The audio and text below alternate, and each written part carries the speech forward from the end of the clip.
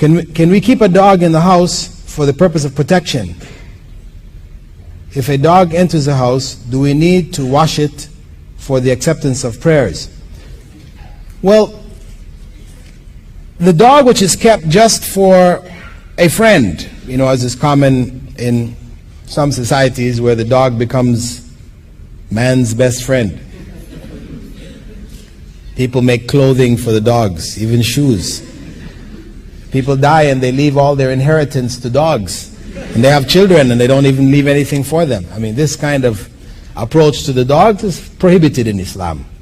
A dog may be kept for protection purposes, a guard dog, or a dog which is used for herding sheep, or a hunting dog. These are the basic types of dogs which may be kept. But the dog is kept in its place. I mean, you don't take the dog to bed with you. He sleeps in the bed along with you, kissing you in the morning when you get up. This whole type of approach to the dog is not acceptable Islamically.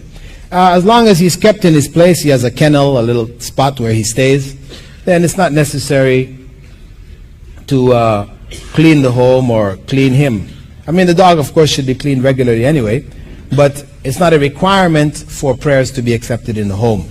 And one thing to note about dogs is that sometimes, unfortunately, because, Islam teaches us that if a dog licks or drinks from the vessel which we have eaten or which we're drinking from, that we should pour out the contents, let the dog finish eating it, and clean that vessel, 7 times. One of the times we clean it with clean earth. This is the mode for cleaning vessels which have been, which the saliva of the dog has come in contact with. This is specifically for vessels for eating. This is how we clean it. Because there is some harm that the dog possesses which is conveyed to us through this means. Why we use clean earth? Any biochemist can tell you that the vast majority of antibiotics are taken from earth sources, from the earth.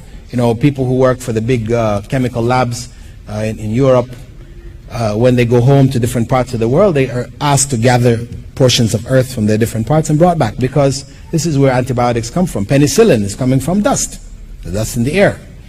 So we know that earth, clean earth, has these properties.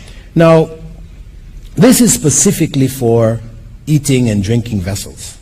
It doesn't mean that if a dog licks you, now you have to wash your hand 7 times, one of the times with dirt. No.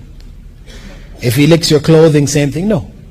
Actually, if a dog licks you, it doesn't break your state of ablution. If he touches your clothing, it doesn't break your state of ablution. These are not among the things which break the state of ablution. This is a misconception amongst many Muslims. And what it does is it turns Muslims into having this sort of phobia about dogs, If a person comes with a dog, Muslims are running in all the directions, right? Nobody wants to be anywhere near this dog. For a lot of non-Muslims, they really think this is very strange. Muslims have this phobia about dogs. Because the people have gone to extremes with regards to them. As I said, it is only in regarding vessels from which we eat and drink.